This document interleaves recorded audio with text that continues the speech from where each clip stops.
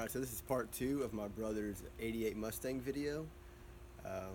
We're doing this one in vertical mode, so if you're watching this on a phone, it's no big deal. If you're watching it on a computer, then I guess I'm sorry about that. So, a little backstory. I went on vacation up to North Alabama, where my brother lives, and we, as you may have seen, maybe not have seen in part 1 of this one, we worked on his car. We changed roller rockers, headers, engine mounts, tried to put in a nitrous unit, and that didn't work out.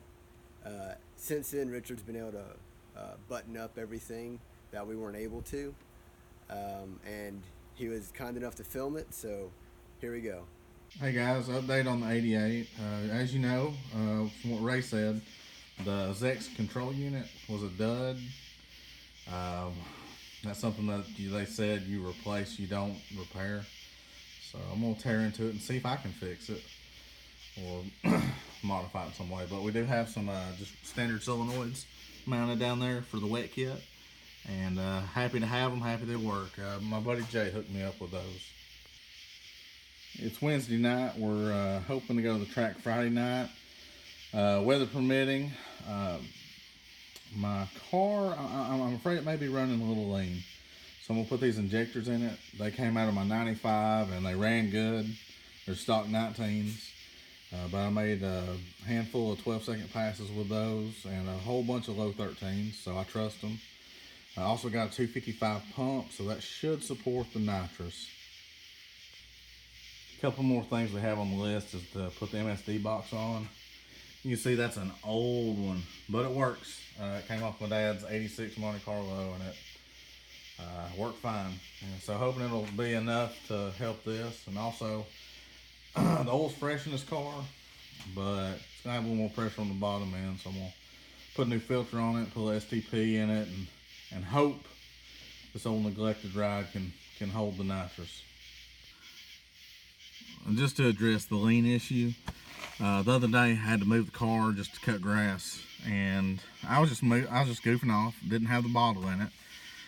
Cranked it up, revved it up, and my nitrous is on the switch here, so if the key is on and I turn that on, it activates. There's no wide open throttle. So I turned it on, revved it up, and I hit the switch, and it actually revved up instead of bogged down. So that's one reason I think I'm lean. Good morning, the pump's in the tank. Before I put the tank back in, I wanted to permanently mount my rear bottle bracket. I use these carriage bolts for that. It's got nearly no head, so you don't have to worry about it rubbing or hitting the tank. And it's got that square thing to locate it as you tighten it. So it's a good, safe way to mount your rear bracket without, puncturing the tank. The front is actually, I've got lag bolts in there, little short lag bolts. And they work pretty good just because that is a safe place. You can drill that and not hit the tank. Last night was hot and fun. The car did really well. My friend who usually comes wasn't able to make it, so I don't have any footage.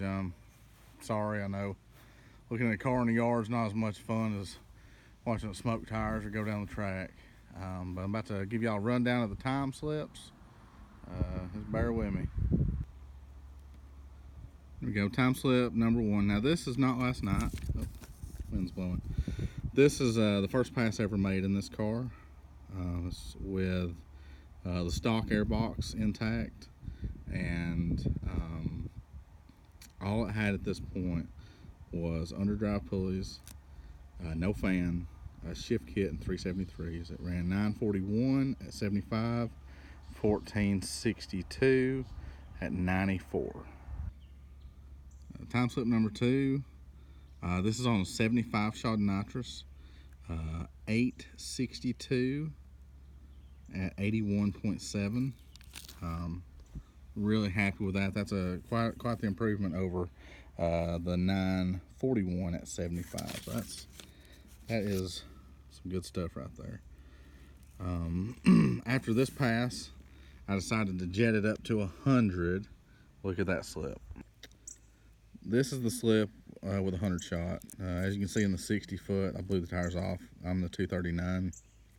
My first 60 that night was 195, which is good for a, you know, stock converter car. As soon as I hit the switch, it just blew the tires off. I had to pedal it. The mile per hour did pick up from 81.73 to 82.94, so that's good, but it was just a botched run. More to come. One of the issues I had last night was cooldown. As you can tell, I have no fan, no electric fan or clutch fan of any kind on my car, and I paid the price. My cooldowns took way too long. In the spring and the fall, it's not really an issue, and at night it usually cools off enough, but it just took so long for this poor thing to cool down between runs. So anyways, I got an electric fan. It's next. All right, we'll wrap things up on this video. Last night they couldn't get the sensors working for to run full quarter, so we ran 8th last night. Typically Friday nights at our local track you can run quarter mile.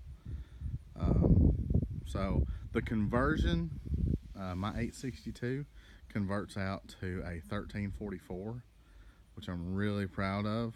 That's going from a 1462. So 1462 to a 1344, that is a great improvement. Shout out to my brother Ray for helping me so much turning wrenches. Appreciate you, bud. We'll try to wrap this up. What it took to knock the time off our ET was a 255 pump. I bought that new. Nitrous Kit, which is actually pieced together. It's like 5 different pieces of other kits, and it's set at 75 horsepower. And so it's got headers and roller rockers now. I'm very pleased with the results. It's all very cheap budget stuff, and definitely bang for the buck, so I'm proud of it. All right, so that's it. Richard was able to pick up an equivalent of 1.2 seconds on his quarter mile time, which is really significant. I would like to take some credit saying that those roller rockers I helped put in and the headers I put in was maybe 3 or 4 tenths of that, maybe not even that, I don't know. But after the fact, after I left, Richard figured out the nitrous system, ran the solenoids and all that. We had a lot of fun working together. He works a little differently than I do, since I really don't know what I'm doing as much as he does. I tend to pay attention to every detail, and sometimes I probably overlooked other important details. But Richard's been doing this so long that he knows what's important and what's not important, and it's just really nice to just be able to do so much in such a short amount of time. So Richard will probably start posting his own YouTube videos, and I'll put his web or YouTube handle right here. But in the meantime, his phone's acting up, and I was more than happy to take his good content and throw it onto my channel. So that's awesome of him again. And maybe, sorry about that, technical difficulties. And maybe he'll put some footage of his 95 Mustang. He's got 95 5.0 5-speed with aluminum heads, and it's a pretty tough car. So hopefully we'll get some footage of that. Either I'll take it, or maybe he'll put it on his channel. But at any rate, until next time.